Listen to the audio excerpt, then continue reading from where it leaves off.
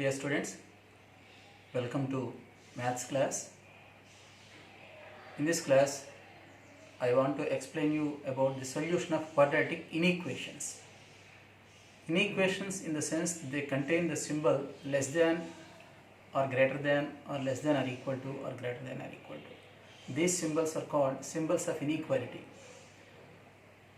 If a quadratic sentence contains any one of these symbols, we call it a quadratic inequation. Here in solving the inequations also, we use the previous two theorems that we have learned in the earlier classes. I want to explain you some examples here. Look at them carefully. Let us go to the first problem. 15x square plus 4x minus 4 is less than or equal to 0. Here we find the symbol of inequality, less than or equal to. If you just have equals to 0, we call it a quadratic equation. We have less than also. So this is called a quadratic inequation. Quadratic inequation. We have to solve it. We know that a quadratic equation has exactly two roots, whereas an inequation will have infinite roots. More than two roots also. Sometimes there may not be any root for it. So here you can't say exactly the number of solutions of a quadratic inequation. Let us solve this by using the previous theorems. Here, what is a? It is coefficient of x square. It is 15,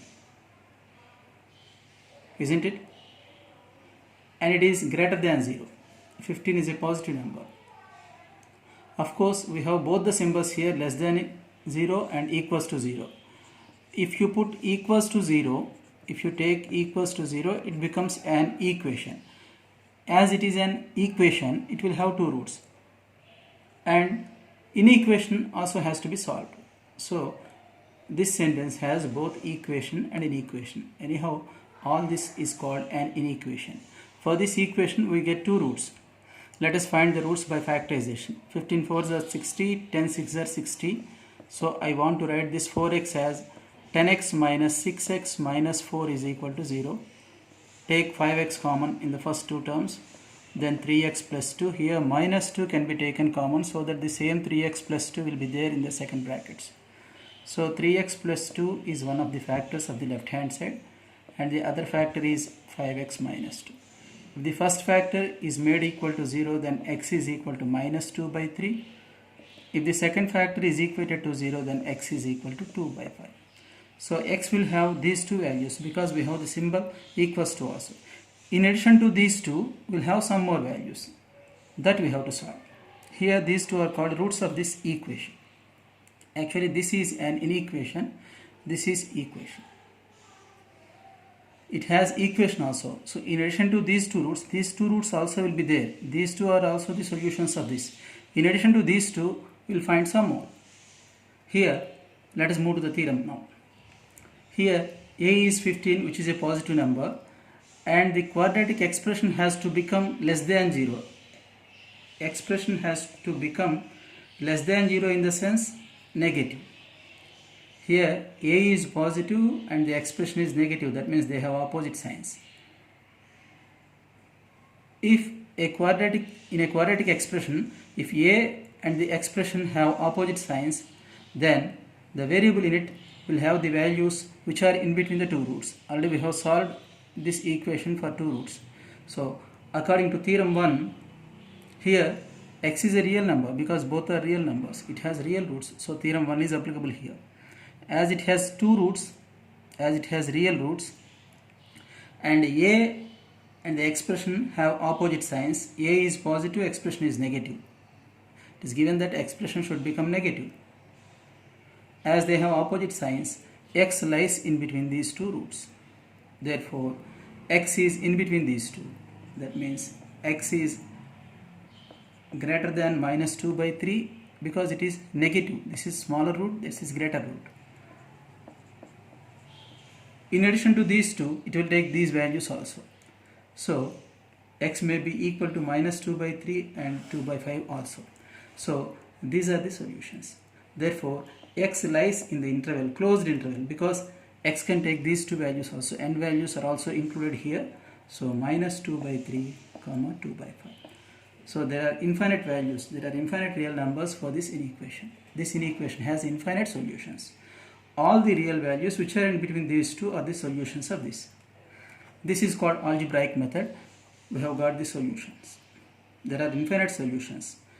The real numbers which are in between minus 2 by 3 and 2 by 5 are all the solutions, of this inequation, including the end values, these two values. That's why I have taken closed brackets. Now this I want to show graphically. Actually we have to draw a graph.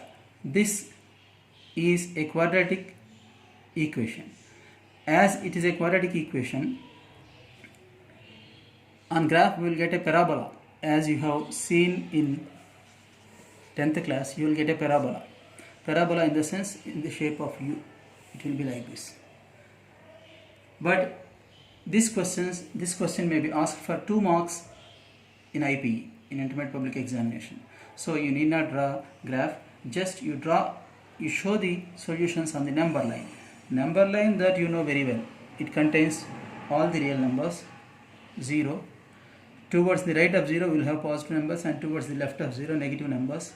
Minus 2 by 3. 2 by 3 is 0.66 and so on. And so on. 2 by 5. This is the greater root. 2 by 5 is 0.4. 0, 1, 2 towards the right we find positive numbers, and towards the left negative numbers, and so on. This line can be extended infinitely on both sides. This is called number line. So it takes the values which are in between these two, including these two. Minus 0.66 in the sense, in between these two we will have minus 0.5.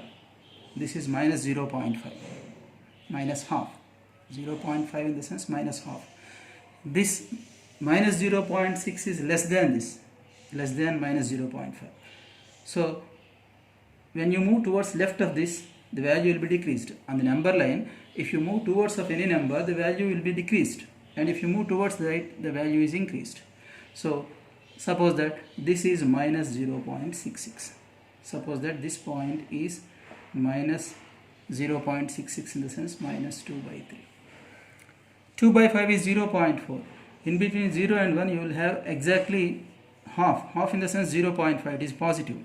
0.4 is less than this, so you will find 0.4 somewhere here. So this point shows 2 by 5 on the number line.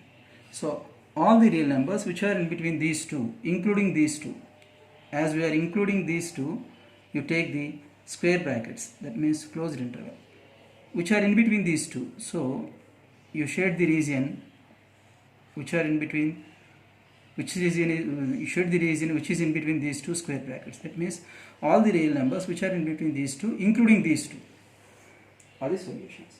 So this is the way of showing the solution on the number line. This is also called a graphical method. No need to draw parabola for this. This is also a kind of graph showing on the number line, showing the solution on the number line. So this is algebraic method, and this is graphical method. And this is graphical method. Let me explain one more problem. That is x square minus 2x plus 1 is less than 0. I want to give you another one instead of this. That is 2 minus 3x minus 2x square is greater than or equal to 0. This I want to show. What is its equation form? If you write the terms in order, x square term, x term and constant term, this is the equation form, is equal to 0. Minus 2 into 2 is minus 4, minus 4 into 1 is minus 4, minus 4 plus 1 is minus 3. So I am writing this as minus 4x plus 2 is equal to 0.